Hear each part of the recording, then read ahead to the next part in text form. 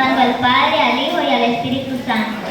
Y su letra nos dice así: Samuel estaba durmiendo en el templo de Jehová, donde estaba el arca de Dios, y antes que la lámpara de Dios fuese apagada, Jehová llamó a Samuel, y él respondiendo dijo: heme aquí. Y corriendo luego Elí dijo: heme aquí, ¿para qué me llamaste? Y Elí le dijo: yo no te he llamado, vuelve y acuéstate. Y él se volvió y se acostó. Y Jehová volvió a llamar otra vez a Samuel, y levantándose Samuel vino a Elí y dijo: heme aquí, ¿para qué me has llamado? Vuelve y acuéstate. Y Samuel no había conocido aún a Jehová, ni la palabra de Jehová le había sido revelada. Jehová pues llamó la tercera vez a Samuel, y él se levantó y vino a Elí y dijo: heme aquí, ¿para qué me has llamado? Entonces entendió Elí que Jehová llamaba al joven. Y dijo Elí a Samuel: hermanos, como nos dice la palabra, sabemos que Samuel era un joven. Él no había conocido palabra de Jehová, ni nadie le había contado quién era Jehová. Entonces él no entendía que quien lo llamaba era Jehová. Él creía que quien lo llamaba era Elí. Entonces él vino a donde Elí y le dijo: heme aquí. Pero como Elí a las 3 veces entendió que quien llamaba al joven era Jehová, le dijo que hablara y que le dijera a Jehová que hablara, porque tu siervo oye. Como sabemos, esto es una prueba de obediencia. Samuel obedeció a Elí. Y cuando nosotros nos mandan, por ejemplo, nuestro líder a hacer algo, nosotros tenemos que obedecer. Por el oír viene la obediencia. La introducción nos dice: no cabe duda que este es uno de los temas más complejos y trascendentes que afronta cualquier líder espiritual. Desde tiempos antiguos el llamamiento por parte de Dios era algo sumamente importante. Los profetas y los apóstoles lo recibieron de diferentes maneras, pero siempre fue la base para llegar a ser líderes. Como sabemos, cada uno recibió su llamado de diferente forma, pero todo fue a llegar a ser don de Jehová. Algunos ejemplos, como el inciso A, nos dice que Moisés oyó una voz hablándole desde una zarza ardiente. Isaías tuvo una visión del Señor que decía: ¿a quién enviaré y quién irá por nosotros? Jeremías fue escogido antes de nacer: antes de que te formases en el vientre te conocí, y antes que nacieses te santifiqué, te di por profeta de las naciones. Luego Dios lo llamó al ministerio siendo joven. Ezequiel oyó: hijo de hombre, yo te envío a los hijos de Israel, les hablarás mis palabras, yo te he puesto como atalaya a la casa de Israel. Cada uno tuvo un llamado distinto, pero como sabemos, todo llegó a ser que ellos fueran profetas y predicadores de Jehová. Nos dice el punto 3: algunos otros personajes como Rubén rechazaron su llamamiento, tomando decisiones que negaron el plan de Dios para su vida. Rubén fue una persona que no aceptó el llamado de Dios. Dios lo llamó y él no hizo caso. Eso es desobediencia. Sabemos que la desobediencia nos trae pecado. Los ejemplos anteriores nos permiten comprender la magnitud del llamado en la vida de una persona.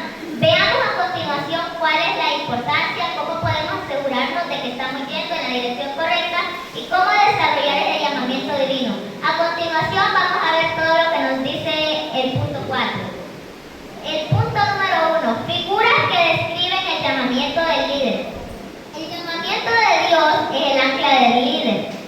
Un ancla es una pieza de metal muy pesada. Los marineros amarran un extremo a un lazo de una cadena al barco y el otro extremo al ancla. Durante las tormentas echan el ancla al mar y ésta se va al fondo. Cuando soplan los vientos fuertes, el ancla mantiene el barco en su lugar. Sabemos que nosotros somos como el barco, Dios es nuestra ancla. Cuando las dificultades que pasa el líder vienen, Dios es el ancla que nos sostiene y no nos deja caer en las tentaciones. El punto número 2 nos dice: el llamamiento de Dios es el ancla del ministerio. Por ejemplo, cuando las dificultades tientan al líder a renunciar, la esperanza vuelve a ese momento de su llamamiento para recibir fe y nueva fuerza. el llamamiento de Dios es el ancla y nosotros somos el barco. Y cuando las dificultades tientan al líder a renunciar, viene la esperanza y se acuerda de ese momento de su llamamiento y recibe fe y nueva fuerza. Así, el llamamiento de Dios sirve como ancla para mantener al líder en el ministerio. El llamamiento de Dios es como un espejo especial. El llamamiento de Dios es como un ancla, pero también es como un espejo. ¿Cómo? Cuando el líder mira el llamamiento de Dios, le muestra a la persona que Dios lo ha llamado a ser. O sea que el líder se ve en un espejo y se ve cómo fue la persona en que lo transformó Dios. Ve cómo fue su llamamiento. Dice el punto número 2. Pablo, por ejemplo, se define a sí mismo por el llamamiento de Dios, el ancla en su alma, su propia identidad en su llamado. El punto número 3 nos dice, el llamamiento de Pablo era como un espejo. Cuando él miraba en él, veía a un apóstol corriendo una carrera para ganar el premio. De mismo modo, el llamamiento es el espejo que le permite al líder medir su avance y crecimiento espiritual. Sabemos que Pablo, cuando se miraba en el espejo, se veía él corriendo una carrera y ganándola. Y de mismo modo, el llamamiento del líder puede medir su avance y su crecimiento espiritual. El punto número 2 nos dice, evidencias del llamamiento del líder. La prueba del tiempo. Una experiencia emocional se desvanecerá con el tiempo. Cuando la emoción del momento se enfría, también se enfría lo que creyó que era un llamamiento.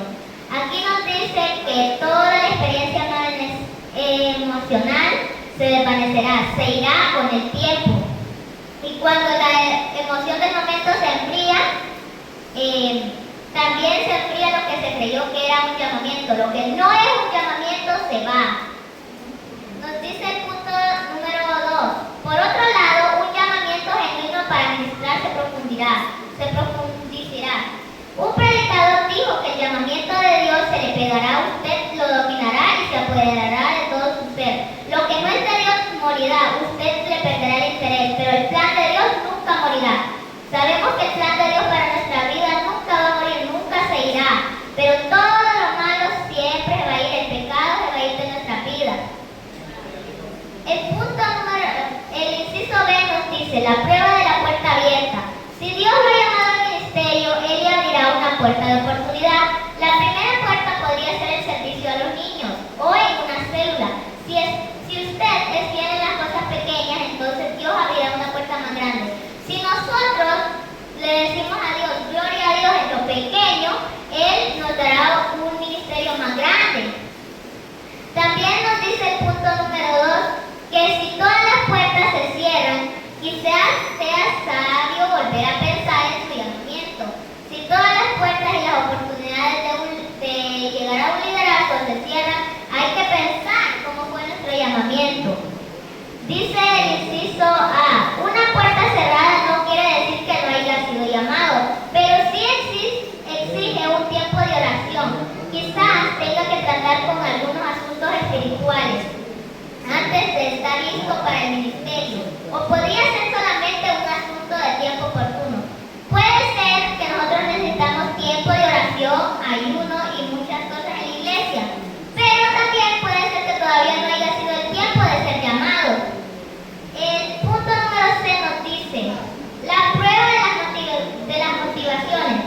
Tal como Simón el Mago, muchos ven el liderazgo como una oportunidad para alcanzar popularidades, poder o riqueza. Estas son motivaciones equivocadas que con el tiempo son evidentes y conllevan a la caída del líder. Si nosotros pensamos que el llamamiento de Dios es solo para ganar riquezas y popularidad, ahí estamos fallando, estamos pecando. Nos dice también el punto número 2, si Dios lo ha llamado al ministerio, usted hará lo que hará por amor y con entrega, buscando servir y no el reconocimiento personal. Lo que nosotros haremos no será por amor, será por amor, no será por buscar riquezas y popularidad. Eso nos llega a la caída del líder. También nos dice el punto número 3, claves del llamamiento del líder. Dios llama a las personas de distintas formas. También puede hablarnos de muchas maneras durante